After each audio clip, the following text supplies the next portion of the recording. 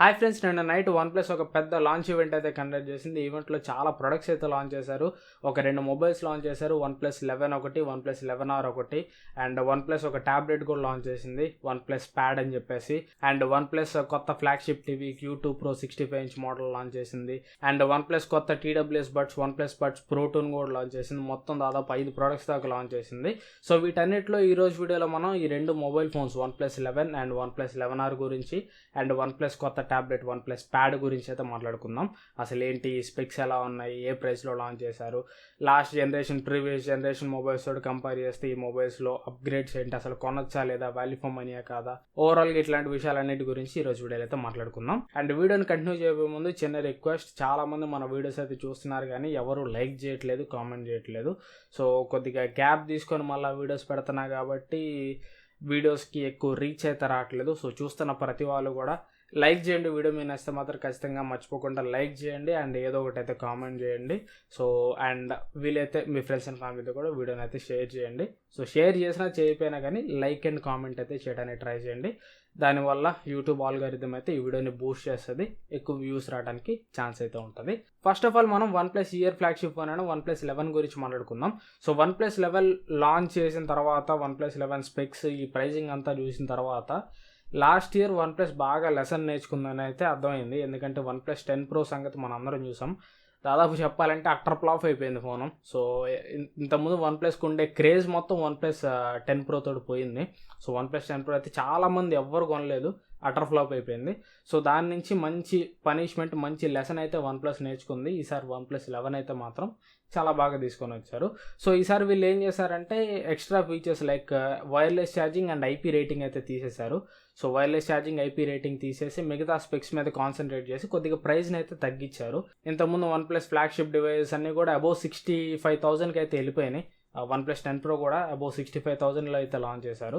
So ఈసారి ఆ IP rating, wireless charging వీటన్నిటిని కూడా కట్ చేసి కొద్దిగా స్పెక్స్ని ఇంప్రూవ్ చేయాల్సిన డిపార్ట్మెంట్లో ఇంప్రూవ్ చేసి ప్రైస్ అయితే తగ్గించారు. మంచి పర్ఫెక్ట్ ప్రైస్లో తీసుకొచ్చారని చెప్పొచ్చు. అండ్ ఒకసారి ఈ Oneplus 11 స్పెక్స్ చూసామంటే ఇది ఈ జనరేషన్ ఫ్లాగ్షిప్ ప్రాసెసర్తో వస్తుంది, స్నాప్డ్రాగన్ 8 Gen 2 ప్రాసెసర్తో వస్తుంది. అండ్ నెక్స్ట్ డిస్ప్లే చూసామంటే 6.7 ఇంచ్ ఫ్లూయిడ్ AMOLED డిస్ప్లే తోడు వస్తుంది, 2K రెజల్యూషన్ స్క్రీన్. ఇది LTPO 3.2 panel, 120Hz refresh rate తోడు వస్తుంది. రిఫ్రెష్ రేట్ ఇది మీకు 1 Hz నుంచి 120Hz వరకు మీరు చేసే పని బట్టి ఆటోమేటిక్గా అదే అడ్జస్ట్ అవుతుంది. అండ్ ఈ డిస్ప్లేకి మీకు డాల్బీ విజన్ సపోర్ట్ ఉంటుంది, HDR10+ సపోర్ట్ చేస్తుంది, కర్వ్డ్ డిస్ప్లే ఇది. అండ్ డిస్ప్లే మీద ప్రొటెక్షన్ వచ్చేసరికి కార్నింగ్ గొరిల్లా గ్లాస్ విక్టర్స్ అయితే ఉంటుంది. And by the way build quality చూసామంటే బ్యాక్ సైడ్ కూడా ఇది మీకు గ్లాసే ఉంటుంది, కార్నింగ్ గొరిల్లా గ్లాస్ 5 అయితే ఉంటుంది బ్యాక్ సైడ్. అండ్ చుట్టూ ఉండే ఫ్రేమ్ వచ్చేసరికి అల్యూమినియం ఫ్రేమ్ అయితే ఉంటుంది. ఫ్రంట్ డిస్ప్లే మీద ప్రొటెక్షన్ వచ్చేసరికి కార్నింగ్ గొరిల్లా గ్లాస్ విక్టర్స్ అయితే ఉంటుంది. సో గ్లాస్ బాడీ తోడు వస్తుంది, అల్యూమినియం ఫ్రేమ్ తోడు వస్తుంది.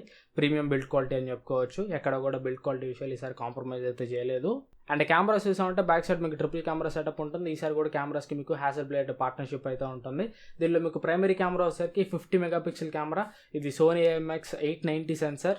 దీనికి మీకు ఆప్టికల్ ఇమేజ్ స్టెబిలైజేషన్ కూడా ఉంటుంది. అండ్ సెకండరీ కెమెరా వచ్చేసరికి 48 megapixel ultra wide angle camera ఉంటుంది, 120 డిగ్రీస్ ఫీల్డ్ ఆఫ్ వ్యూ అయితే కవర్ చేస్తుంది. అండ్ థర్డ్ కెమెరా వచ్చేసరికి 32 మెగాపిక్సెల్ టెలిపోర్ట్రేట్ కెమెరా అయితే ఉంటుంది. ఈ టెలిపోర్ట్రేట్ కెమెరా మీకు 2x వరకు జూమ్ చేసి పోర్ట్రేట్లో మీకు ఫొటోస్ అయితే తీస్తుంది. సో దీని నుంచి మీకు మంచి మంచి పోర్ట్రేట్ షార్ట్స్ అయితే వస్తాయి, రిజల్ట్స్ కూడా దీని నుంచి అయితే మీకు బాగానే ఉంటాయి. అండ్ ఫ్రంట్ కెమెరా వచ్చేసరికి 16 మెగాపిక్సెల్ కెమెరా అయితే ఉంటుంది, 5000 mAh బ్యాటరీ తోడు వస్తుంది, 100 వాట్ వైడ్ ఛార్జింగ్ అయితే సపోర్ట్ చేస్తుంది. బాక్స్లో మీకు ఛార్జర్ అయితే ప్రొవైడ్ చేస్తారు. అండ్ ఇది మీకు 5G ఫోన్, 13 5G బ్యాండ్స్కి అయితే సపోర్ట్ చేస్తుంది. స్టీరియో స్పీకర్స్ తోడు వస్తుంది, 3.5 హెడ్ ఫోన్ జాక్ అయితే ఉండదు.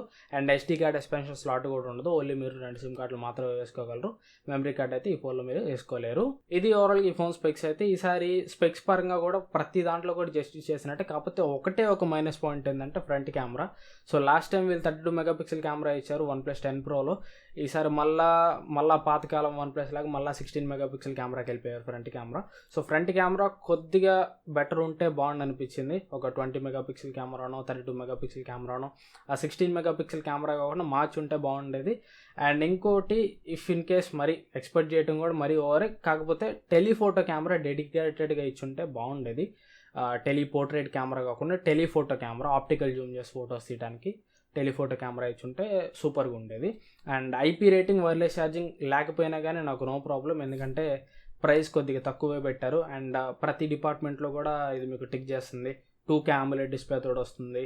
అండ్ ప్రాసెసర్ విషయంలో మీరు ఎట్లాంటి దిగులు పడాల్సిన అవసరం లేదు. కెమెరాస్ కూడా ప్రైమరీ కెమెరా ఇది మీకు మంచి sensor, and ultra wide angle camera కూడా చాలా వరకు బెటర్ సెన్సార్ అని చెప్పుకోవచ్చు. అండ్ బ్యాటరీ విషయంలో కూడా 5000 mAh battery, 100 watt fast charging support చేస్తుంది. ప్రతి డిపార్ట్మెంట్ కూడా టిక్ చేస్తుంది. సో అలా ప్రతి డిపార్ట్మెంట్ కూడా టిక్ చేస్తున్నప్పుడు నాకు IP రేటింగ్, వైర్లెస్ ఛార్జింగ్ లేకపోయినా కానీ నో ప్రాబ్లం. ఎందుకంటే అవి రెండు పెట్టారంటే ఫోన్ ప్రైజింగ్ అయితే ఎక్కువైపోయింది. సో ఫోన్ ప్రైస్ని కట్ చేయడానికి వీళ్ళు ఈ రెండు ఫీచర్స్ని అయితే కట్ చేశారని చెప్పుకోవచ్చు. అండ్ ఇక ప్రైస్ గురించి మాట్లాడుకున్నాం అంటే ఇది మీకు టోటలీ 2 వేరియంట్స్లో అయితే అవైలబుల్గా ఉంటుంది. బేస్ మోడల్ వచ్చేసరికి 8+128GB ఉంటుంది. దీనిలో మీకు ర్యామ్ వచ్చేసరికి LPDDR5X ర్యామ్ ఉంటుంది. అండ్ స్టోరేజ్ వచ్చేసరికి UFS 3.1 స్టోరేజ్ ఉంటుంది.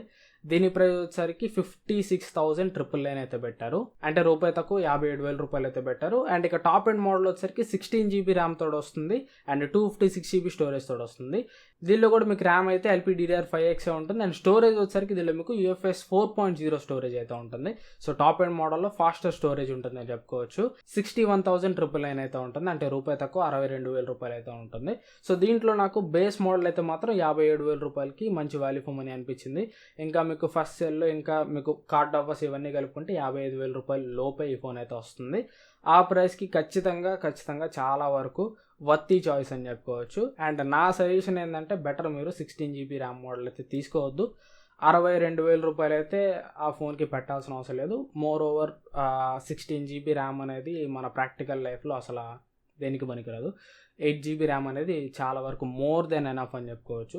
సో అందుకని ఒకవేళ మీరు OnePlus 11 తీసుకోవాలనుకుంటే బేస్ మోడల్ తీసుకోండి. 57,000 రూపాయలకి మంచి value for money choice, killer choice అయితే అవుతుంది. అండ్ ఇక OnePlus 11R గురించి మాట్లాడుకున్నాం అంటే ఇది మీకు Snapdragon 8+ Gen 1 ప్రాసెసర్ తోటి వస్తుంది. అండ్ డిస్ప్లే వచ్చేసరికి 6.7 ఇంచ్ AMOLED డిస్ప్లే ఉంటుంది. కర్వ్డ్ డిస్ప్లే ఇది 120Hz రిఫ్రెష్ రేట్ సపోర్ట్ చేస్తుంది. కాకపోతే ఇది మీకు LTPO ప్యానల్ అయితే కాదు. దీనిలో మీకు వేరియబుల్ రిఫ్రెష్ రేట్ వచ్చేసరికి 40Hz నుంచి 120Hz వరకు అయితే ఉంటుంది. అండ్ ఇది కూడా మీకు curved screen. And display resolution వచ్చేసరికి 2742x1240 ఉంది దీని రెజల్యూషన్ అయితే. అంటే రెజల్యూషన్ పరంగా చూసుకుంటే ఇది మీకు ఫుల్ హెచ్డి డిస్ప్లే కంటే చాలా ఎక్కువ, ఫుల్ హెచ్డి కంటే చాలా ఎక్కువ, క్వాడ్ హెచ్డి కంటే తక్కువ. అంటే ఒక రకంగా చెప్పుకోవాలంటే ఫుల్ హెచ్డికి క్వాడ్ హెచ్డికి మధ్యలో ఉంటుంది. ఒక రకంగా రెజల్యూషన్ చెప్పుకోవాలంటే 1.5K రెజల్యూషన్ అని చెప్పుకోవచ్చు. అటు ఫుల్ హెచ్డి కాదు, అటు 2K రెజల్యూషన్ డిస్ప్లే కూడా కాదు. ఈ రెండింటి మధ్యలో ఉండేది దీన్ని చెప్పుకోవచ్చు. 1.5K రెజల్యూషన్ అని చెప్పుకోవచ్చు. అండ్ దీని పిక్సెల్ డెన్సిటీ కూడా ఎక్కువ ఉంది, 450 పిక్సెల్ పర్ ఇంచ్ అయితే ఉంది. సో డిస్ప్లే క్వాలిటీ అయితే దీనిలో మీకు షార్ప్ ఉంటుంది.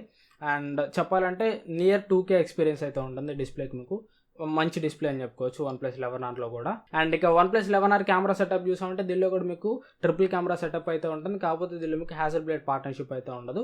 ప్రైమరీ కెమెరా వచ్చేసరికి దీనిలో మీకు ఏదైతే సేమ్ OnePlus 11లో యూజ్ చేసిన సెన్సార్ ఉందో సేమ్ అదే సెన్సార్ మీకు OnePlus 11Rలో కూడా యూజ్ చేశారు. 50 megapixel Sony IMX896 sensor, optical image stabilization తోడు వస్తుంది.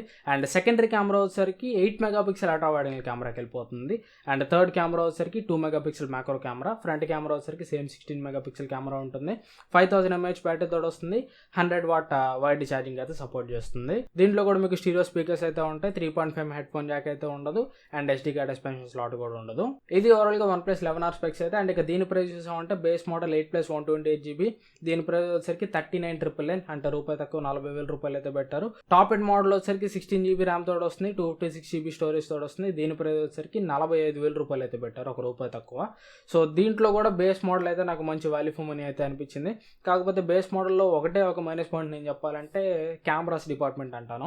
ప్రైమరీ కెమెరా అయితే ఓకే, 50 మెగాపిక్సెల్ కెమెరా ఖచ్చితంగా ఆ ప్రైస్లో జస్టిస్ చేస్తుంది. కానీ ultra wide angle camera and macro camera 8 megapixel camera కాకుండా ఉంటే చాలా బాగుండేది. Ultra wide angle camera at least ఒక 12 మెగాపిక్సెల్ కెమెరానో లేదంటే ఇంకా కొద్దిగా better ultra wide angle camera censor ఇచ్చి ఉండాల్సింది.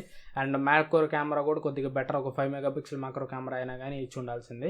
అప్పుడు ఇంకా చాలా వరకు బాగుండేది. ఎక్సెప్ట్ సెకండరీ కెమెరాస్ మిగతా అన్ని స్పెక్స్ కూడా ఈ ఫోన్లో అయితే నాకు నచ్చినాయి. డిస్ప్లే డిపార్ట్మెంట్ టిక్ చేస్తుంది, ప్రాసెసర్ డిపార్ట్మెంట్ టిక్ చేస్తుంది, బ్యాక్ సైడ్ మెయిన్ కెమెరా మంచి పర్ఫార్మెన్స్ చేస్తుంది, అండ్ బ్యాటరీ డిపార్ట్మెంట్ కూడా టిక్ చేస్తుంది.